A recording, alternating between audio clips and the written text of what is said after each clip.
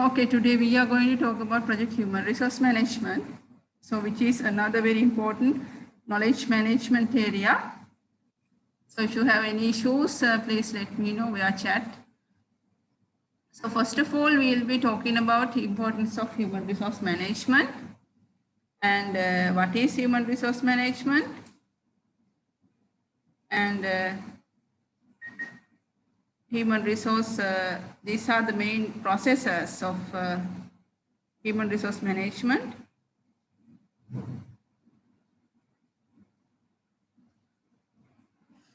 Human resource planning, acquiring the project team, developing the project team, and managing the project team. So those are the main processes we'll be discussing under human resource management.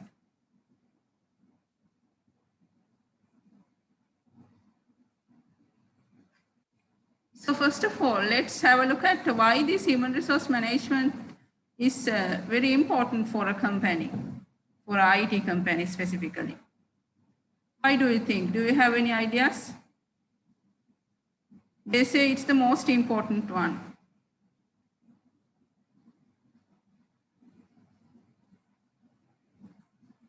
Why do you think so?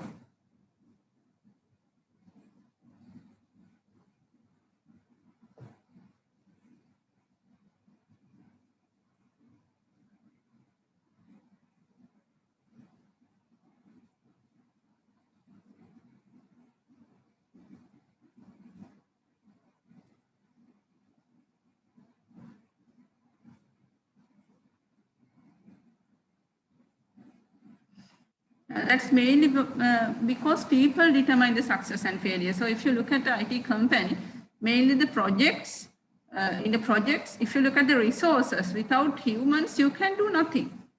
Okay.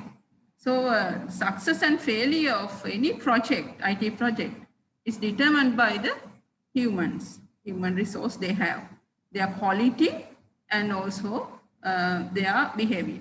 Okay. So it is in all the companies, it is highlighted that is the most important assets. And if you look at the Google jobs, they also have put, they have put a considerable amount of effect to motivate their employees. So if you look at this Google careers, so these are the things they offer for their employees. So they provide on-site physicians and also for any medical needs. And you can travel without any worries because they are given travel insurance. And also for new parents, they can keep their babies in, not keep actually, they get time off, more time off to work with their babies and to stay with their babies. And you are given many chances to learn. And today's IT companies in Sri Lanka also, they give you chance to learn. They provide you, help you financially when you go high in the career ladder, you would have those opportunities. And legal aid follows. So they allow legal advice for no cost for their employees. So those are the benefits they offer for their employees because they know these employees should be happy to work with the highest, with the good quality, with a good happy mood. So because of that, they have provided many benefits and they try to keep their employees happy because they are the most important assets. So for in terms of project manager, so this is considered as the most toughest challenge for a project manager. So in human resource management, what we do is actually, it would include the processes to make most effective use of the people. So in your project, there would be different people with different skills. So as a project manager, you should get the most effective, you should get work in the most effective way from those people after assessing those people.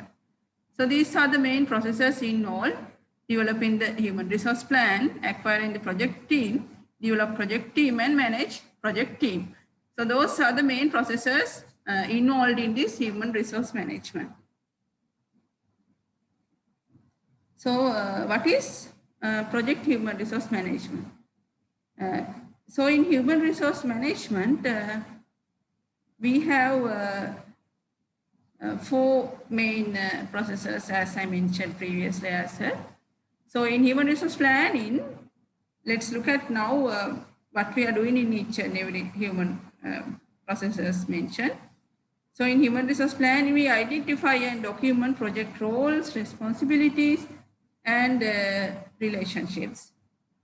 And in acquiring project team, after identifying those roles, responsibilities, and relationships required, and they would get the needed personnel assigned to and working on the project.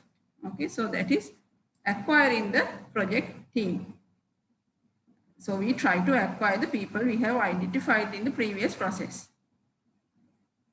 Okay, and developing the project team, what we do is we build individual and group skills to enhance project performance. So, so after we acquire the required personnel, what we do is we develop the project team with those people. And then managing the project team, we track team member performance, and we motivate team members, and we provide timely feedback so that we can help them to do their best. And we have resolved any conflicts. I think we talked about complex management in the previous lectures also. And we coordinate changes to help enhance project performance. So, so now let's look at in what stage do this process get initiated in the project life cycle. So if this is the project start and if this is the project finish, so you can see planning should start very initially. So, so after some time we can start executing all of these, the other processes, which is acquiring project team, developing project team, and managing project team. And there are different ways of managing. You have to, as a project manager, you have to follow different ways to manage people, mainly because people are different from one another. It's not like working with a computer. In one computer, software runs exactly same as in the other computer. But when you're working with people, some people work differently than the other one. So when you're managing human resources, so you have to know how to manage different people differently. It's something like this. In your home, if you look at your brothers and sisters, they may have different characteristics. Okay, some sisters or brothers may work when your mother asks them to do their homework. Okay, but some of the kids may not work in that way. They should be, I mean, different ways need to be followed. They should be rewarded. Like if you do your homework, I will give you ice cream, like that. Okay, so that's mainly because of the characteristics of people. So when you are managing people, you have to follow different methods. So psychologists and management theorists have devoted research. They have done some research on managing people and get their work effectively. So there are different important areas related to this human resource management. So let's have a look at them. Let's look at some motivation theories and how to use influence and power to get them work, and effectiveness of people. Okay, so if you look at motivation, motivation can be intrinsic or extrinsic. So we are looking at the first area, motivation theories. So before going into theories, actually, you need to know about motivation of people. So it can be intrinsic or extrinsic.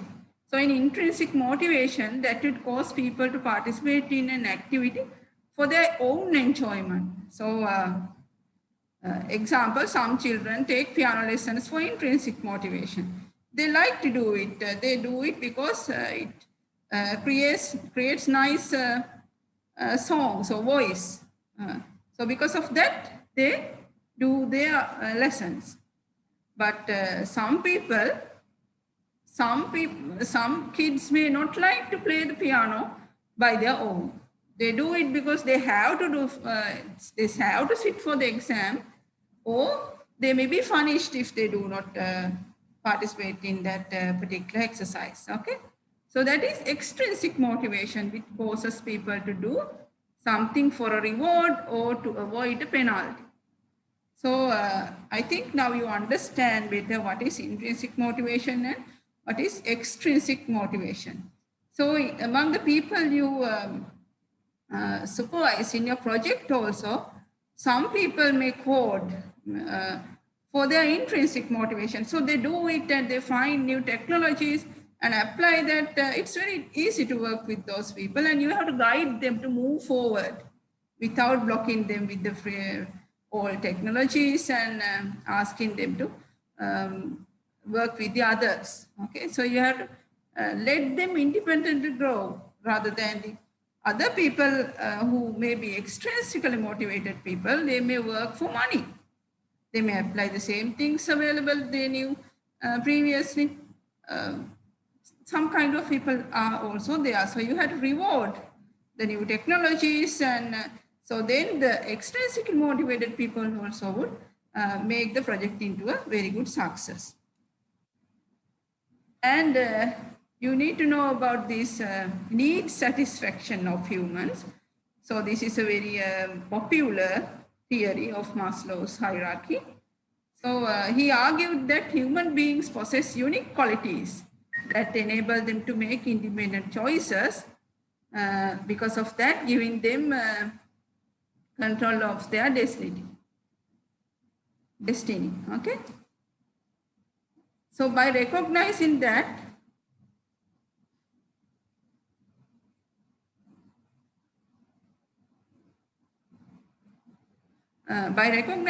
he developed a hierarchy of needs.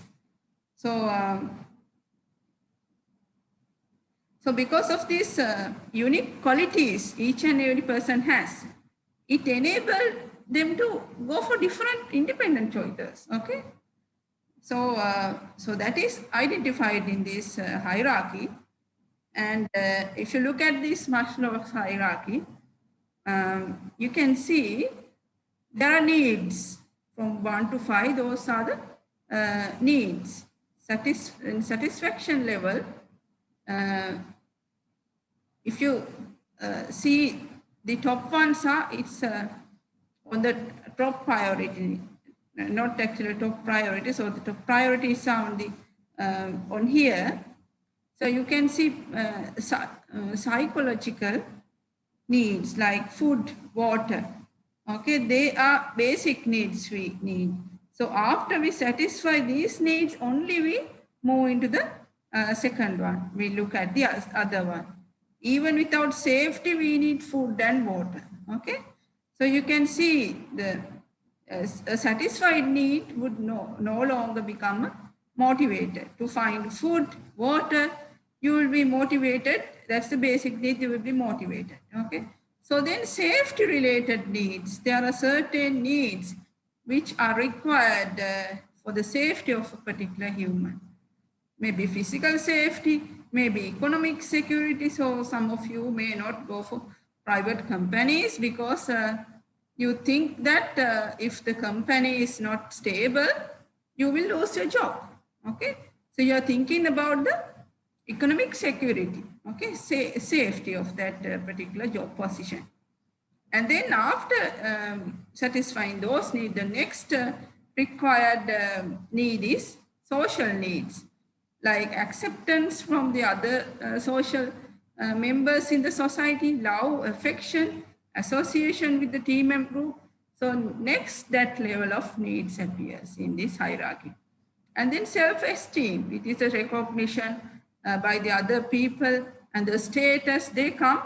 They are the needs which come on the top. They are on the top of the hierarchy. Okay, self-actualization is the highest need that one could achieve, which he or she require at this moment, challenging projects and opportunities for innovation, innovation and creativity. Okay, so those are the need hierarchy developed by Maslow.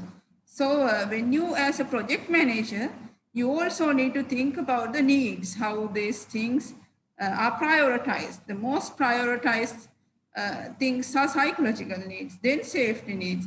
Also, people needs to satisfy their needs on top of the hierarchy as well. Okay, when they are going ladder by ladder in their career. So at the end, what they need is the satisfaction of all these 5 types of needs. Okay, so that is what Maslow's hierarchy mentions, and what have to get from what project manager has to think of from this hierarchy. And organizational planning, which is very important. So it would involve identifying and documenting roles. So this is the first process we are talking about. Okay. So now we are going to these processes. The first process is human resource plan. So we are trying to identify the project's roles, responsibilities, and relationships among those different people you require for your project. Okay, so outputs of this first process includes project organizational chart. From this organizational chart, we can identify the roles of the project, who are doing what, okay, in which level, and who will be supervised by whom. Okay, so those responsibilities are also can be seen from this particular output.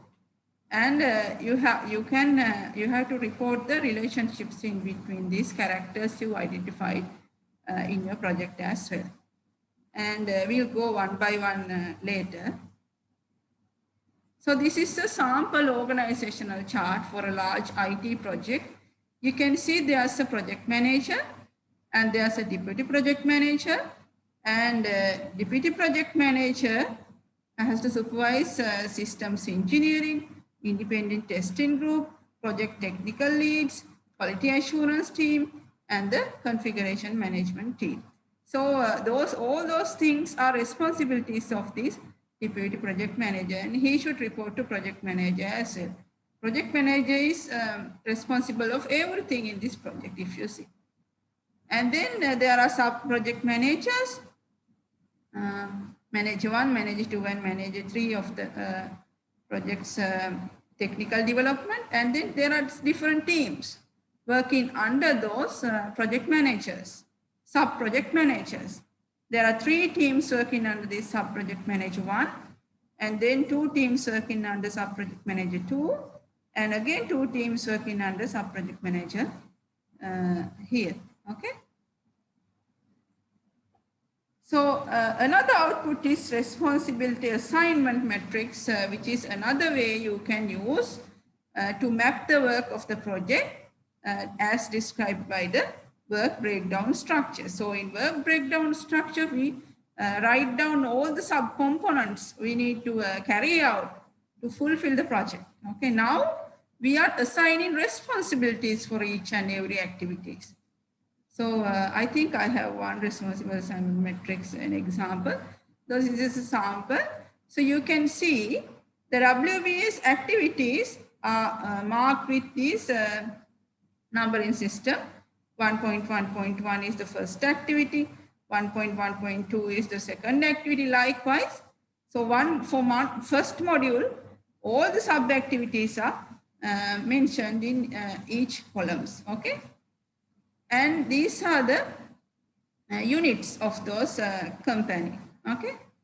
So now you can see who is responsible for this activity and who are performing that activity, okay? So systems engineering is the responsible organizational unit of 1.1.1 activity.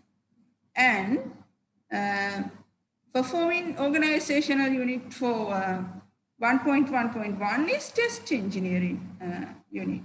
Okay, so likewise for each and every activity in this responsible assignment matrix, there's a person who is responsible for and there's a person who is doing it. Okay, so likewise you can see it's very clearly mentioned here. So it's important and very important because you can see who is responsible for what and who are doing what. And this is this next one. Okay, RAMs.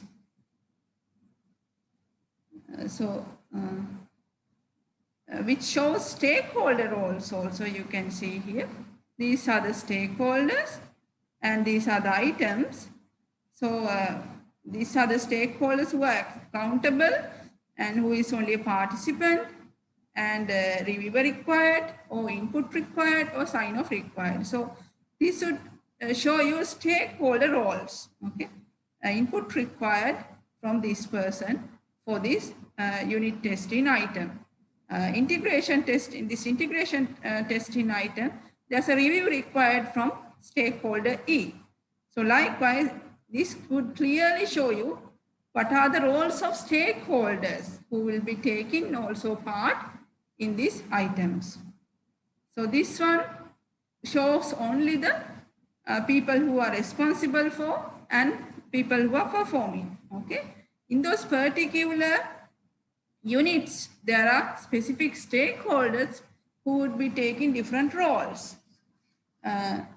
So these stakeholders roles are also can be mentioned in a document like this.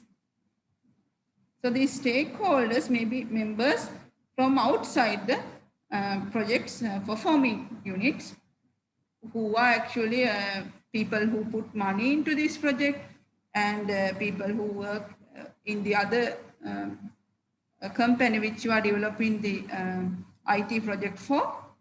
So those people should also sign off the requirements or else sign off the product after reviewing it. So likewise, different stakeholders have been assigned or given responsibilities. Okay. So this is a sample responsibility, accountability, consultation, and informed chart, Rocky chart. So these are the short terms. So that would also show you who are responsible. It means who does the task and who are accountable, who signs off on the task, and consultation, who has information necessary to complete the task, and informed, who needs to be notified or about the status or the results of this task. So that is given in this can be given by a chart like this. So that would again show you test plans need to be worked by or need to be carried out by the group A. Okay, so this is signed off after the preparation of testing test plans, or maybe the project test plans. Let's say that test plan development. So that is signed after developing the test plans. It need to be checked and signed off by group B. Okay, the information is with information to develop the test plans is with group C. Consultation need to be done by group C and group D. After doing the project, the status and the results need to be informed to group E. So likewise, you can see this kind of chart also can be used for very useful in this situation of planning. Okay. And if you look at the other one, staff management plans and resource histograms, in staffing management plan, it would show you how and when people would be added to the project and taken off from the project. So during this time period, we need programmers. During this time period, we need designers, as well as this much of programmers. But at the end, we don't need much designers. Okay. So likewise, staffing management plan will describe how and when people will be added and taken off the project team. And resource histogram would show you number of resources assigned to project over time. Okay, so initially some resources may be required, but later we may not require that amount. Okay, so because of that, we need to have a plan like this to manage resources properly. So this resource histogram under this topic is about human resources. Okay.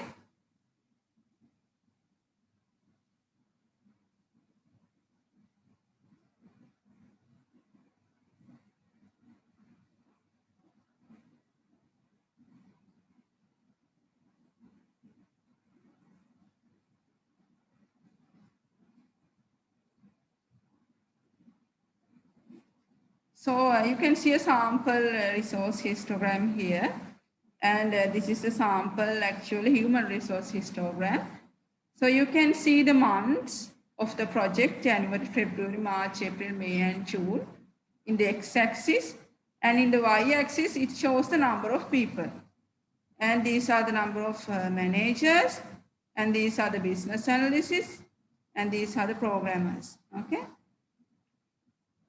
And we need to add some technical writers as well at the end, because after development, we need to write up the lessons learned and the required reports. So some technical writers also may needed at the end. So you can see in which month you need to add those human resources to the project.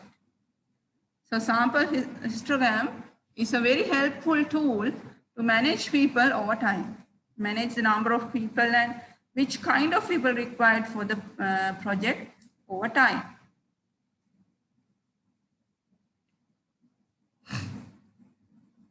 So acquiring the project team is the next process we need to discuss. So acquiring required but qualified people is very crucial for a project success. The project manager, who is the smartest person on the team, has done a poor job of recruiting. So what would happen if that happens? So the person who is very smart has to acquire qualified people who can work well in a team. Okay. So you have to look at not only the transcript, but also the soft skills which people have and many other factors when you are recruiting people for your project. So you have to follow good staffing plans and good hiring procedures to achieve this. Okay. So some companies give their employees $1 for every hour that a new person who they helped hire works. Okay. So some companies like to get good workers, friends, not friends actually, get people from the recommendations of people who are currently working, because they know this person would be better at this job rather than others.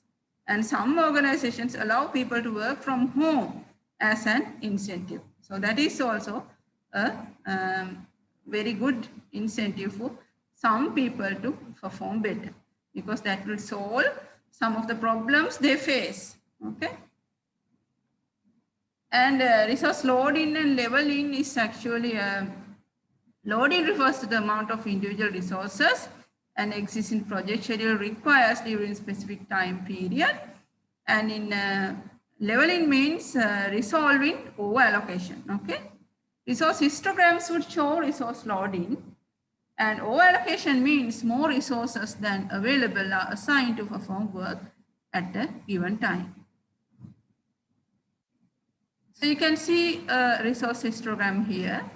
This person, Joy Franklin, is over-allocated. So this is taken from, if you look at this, Kathy's book of Information Technology Project Management. So in that book, it mentions that this chart is taken from a real project. Okay. I can't remember the figure number. So this is adapted from that book. So you can have a look at this individual is over-allocated. Okay. So 100% he is allocated, and these are the units he is over-allocated. So you have to avoid this over-allocation. More resources than the available are assigned to perform work at a given time. So that would reduce the quality of the work carried out in your project. So resource leveling can be done to reduce over-allocation. Actually, it is reducing. You can't make the resource over-allocation zero. I mean, it is difficult to do with the same amount of employees.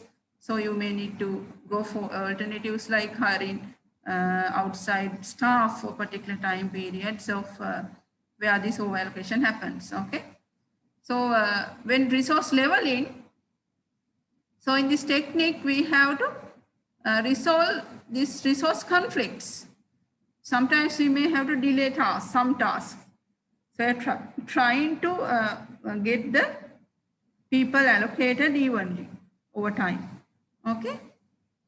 So we are trying to create a smoother distribution of resources and reduce over-allocation. So here you can see these are the main resource leveling example. So in this resource leveling example, you can see for activities, how many days are required. So these are the days and number of workers required. Okay.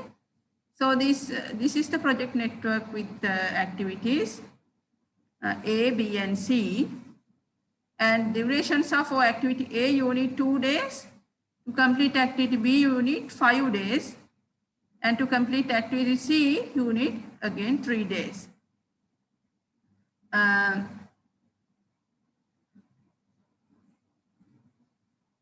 So these are actually not days, sorry. They are the slack time required. So assume that activity A has 2 workers and B has 4 workers and C has 2 workers. So if you are asked to level these particular resources, how can you level that? So if you put these things like this, so you need number of days, 5 days and 4 workers for activity B if you calculate, okay? You need 5 days and the number of workers is 4. So then you can complete activity B. And then for activity A, we need 2 days and again we need 2 workers. So likewise, if you calculate all and all, you can arrange it in this way, where a single day, you can see they are evenly allocated, resources are evenly allocated each day. So if you compare this one, for the first day you have allocated a lot of people, okay? But for the last day, that's a very small amount, only 4. If you look at this, that is actually reduced. For each and every day, you need same amount of people. That means less management problems, okay? So you can do this only when you have slack in the activities. If you do not have slack for a particular activity, you can't actually level the resources in this way. So what are the benefits of resource leveling? When resources are used on a more constant basis, they require less management. For some days, the usage is very high. For some days, it's very low. The management is very difficult in those situations.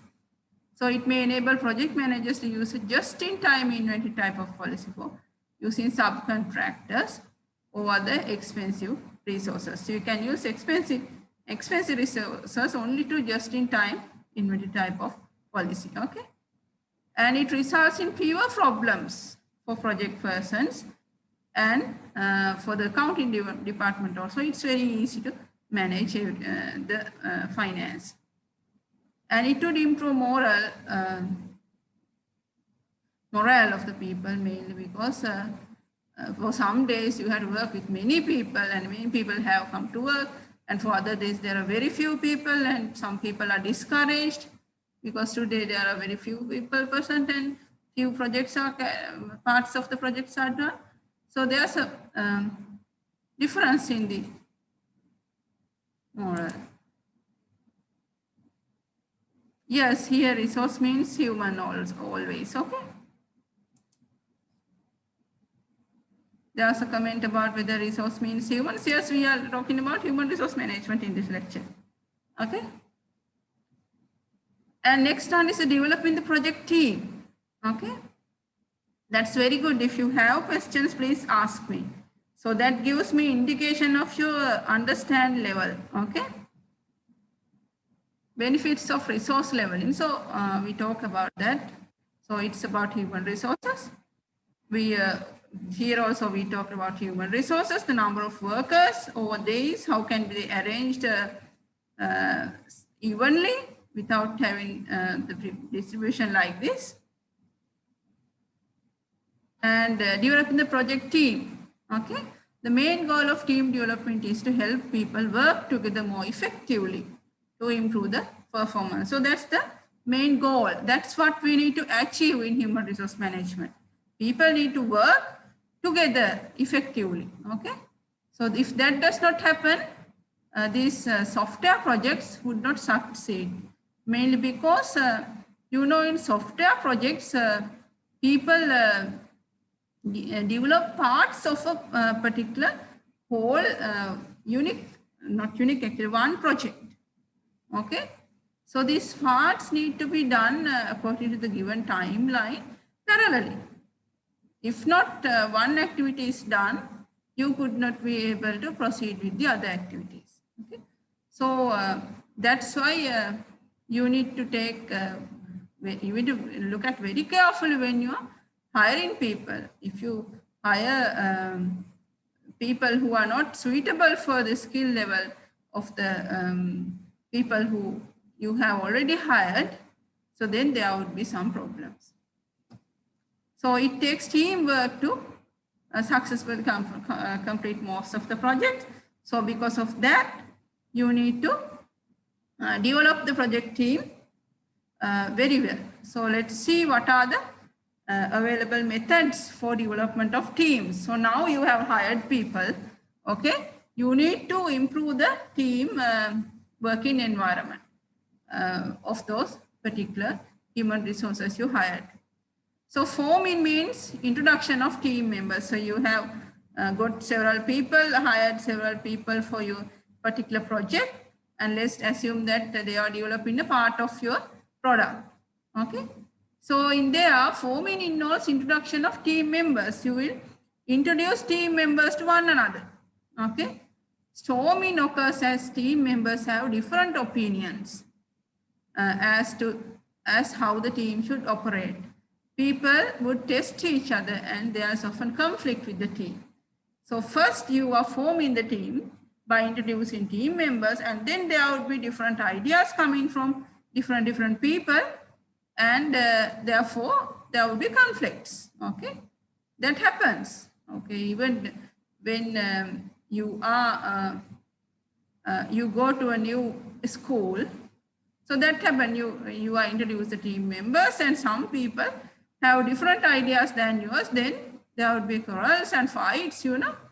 So similar things happen here also. And no win is achieved when team members have developed a common working method. Now the team members know each other and they know who are the people having different ideas during the storming period. Now then you try to be in the team and work, okay? Team members have developed a common working method, and cooperation and collaboration replace the conflict and mistrust because they know each other.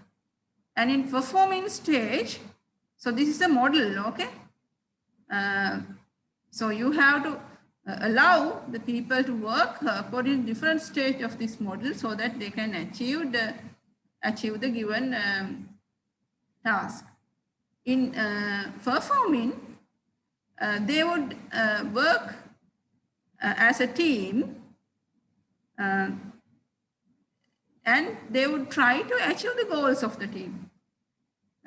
They are not working alone. Relationships are settled and team members are likely to build loyalty towards each other. So they work together now, okay?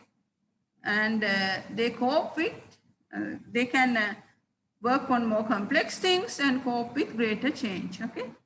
And they can actually now work as a team to achieve their given goal. And adjourning involves breaking up the team after this successfully reach their goal. So this is the model introduced by Tuckman for team development. So you need to facilitate people to follow up each of the steps of this model so that you can achieve your goal in your, as a project manager.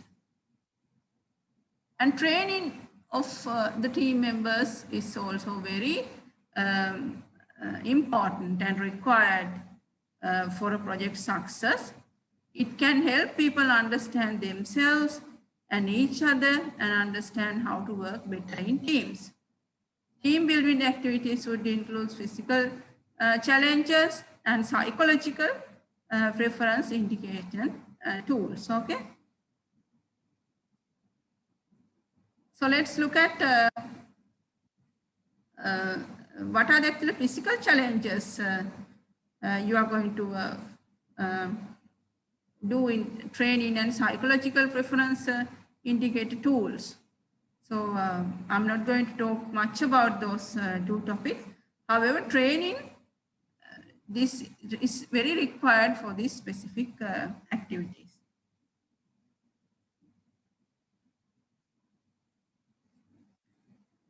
And actually in software development companies, this training is given in workshops, and you know about the physical challenges are given when they go for a workshop, which would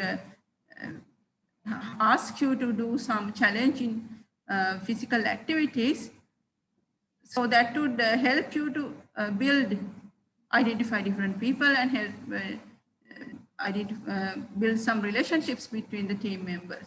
So that was done before the coronavirus period in many Sri Lankan software companies also. Different workshops were held in these hotels, and these physical challenges are given so that they can get together and come up with a solution. And when you're managing project team when you are managing human resources, they should lead their teams in performing various project activities. And also you have to assess the team performance and related information. He must decide whether the changes are requested and if corrective or preventive action should be. That's actually kind of advice you need to give for each and every team. You need to assess their performance, and then you have to give these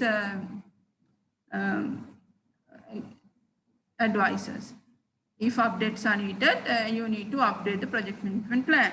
So this is actually the last process group we discuss under this human resource management.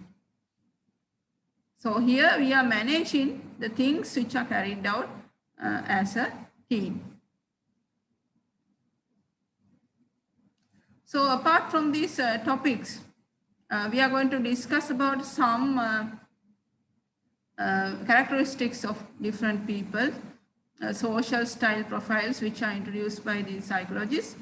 People are perceived as behaving primarily in one of the four zones.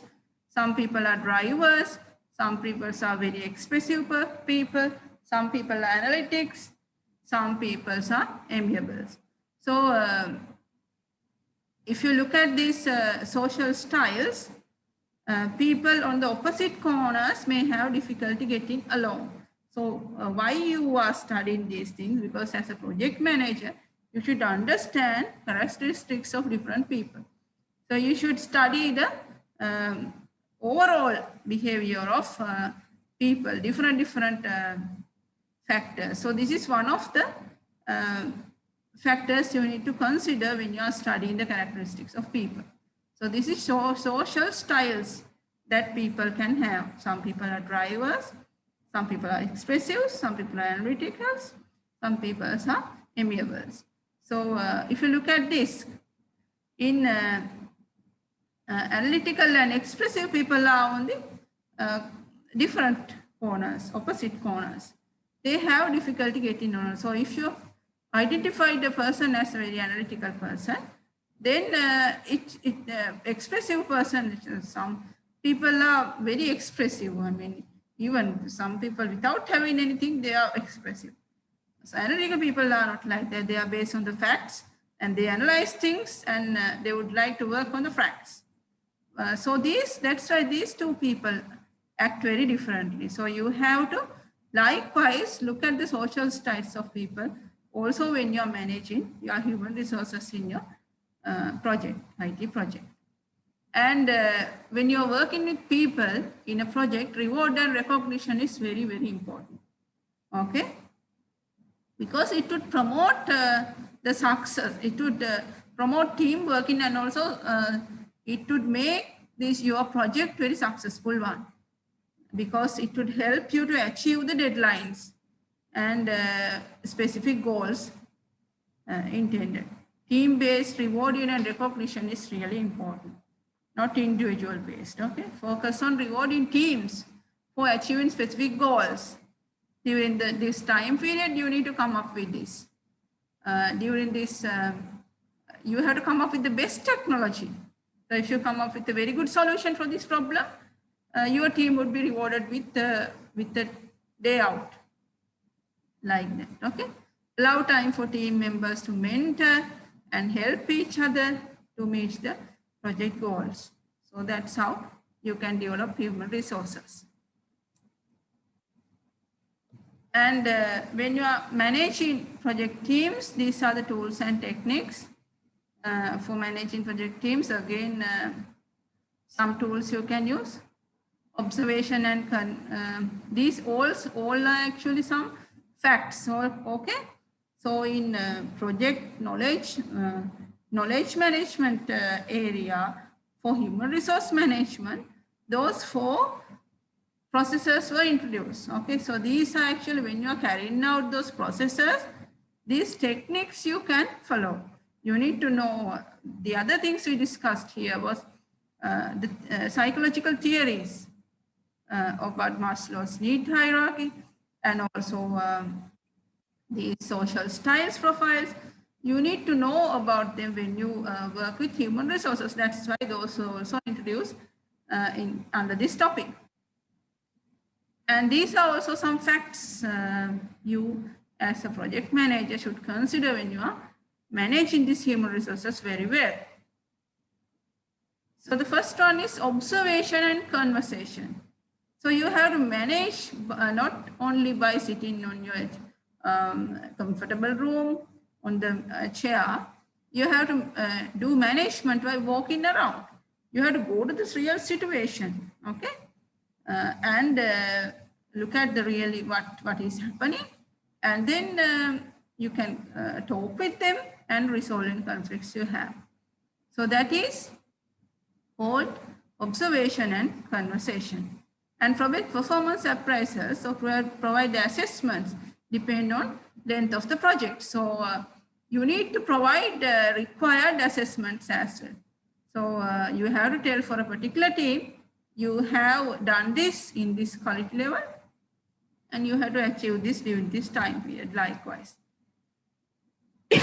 And conflict management, I think we discussed about this in last lecture, isn't it? In communications management, what are the conflict management ways? Avoiding, compromising, isn't it? Many ways we discussed last week, smoothing, likewise. So you can revise them because that is actually communication we do with the human resources. So that applies here as well. And the issue logs to document and track issues that need to be resolved. Okay. Those are some techniques you can use in managing these teams. So the general advice is also given on teams. Be patient and kind with your team and fix problems instead of blaming people. So blaming people always affects mentally for a person. Okay. However, if you're not focusing on blaming, but you try to fix the problem. So, hey, look at this. How can we fix this? Rather than, what have you done? You have made this whole project 2 weeks delay. So not talking like that, rather in other perspective, fixing the problem would help you to succeed. An established regular effective meeting is a must, because from these meetings you can look at the current progress, and also you can establish a regular communication or relationship with the team members. And allow time for team members to go through the basic team building stages. So it's a must that you should allow people to go to these basic stages. You can't just prepare the team and expect for forming, because they just introduced. They need to go through these stages. Okay, so you had to start earlier, a little bit earlier.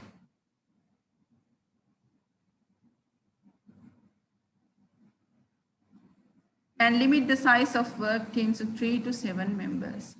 So work teams, if there are many, it's very difficult to manage. And for the team members also, it will be difficult to talk with each other. And you don't know who is doing what. So size need to be managed as well. So that's actually the things we plan to do today. So there are some questions. I will put this as a quiz, and I think I have already done that, so I will make it available, okay? And you had to do this, do a resource histogram using the following information. So can you do it now? Draw it. Maybe you can take a piece of paper. Oh, no, not in your machine. You can do that. Otherwise, you can't share it now. Just give it a start whether it's to see whether you can do this by yourself. Your company is planning to launch an important new project starting January 1, which will last 1 year. So it's giving the time frame. So resource histogram is something like this. This is for the human resources.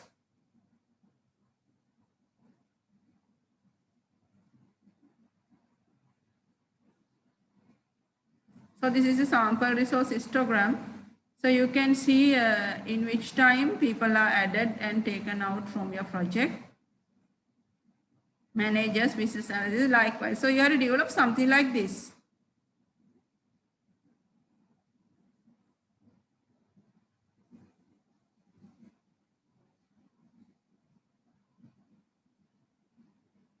You estimate that you will need 1 full-time project manager, 2 full-time business analysts for first 6 months. So the first 6 months starting from January, February, March, April, May, June. For those months, you need 1 full-time project manager and 2 full-time business analysts. 2 full-time senior programmers for the whole year. So you have to fill out 2 full-time senior programmers for the whole year and 4 full-time junior programmers for the months of July, August, and September, and 1 full-time technical writer for the last 3 months. I think it's a straightforward and very basic question. You should be able to draw a diagram like this, okay? You can draw it, and if there are any problems, you can ask me.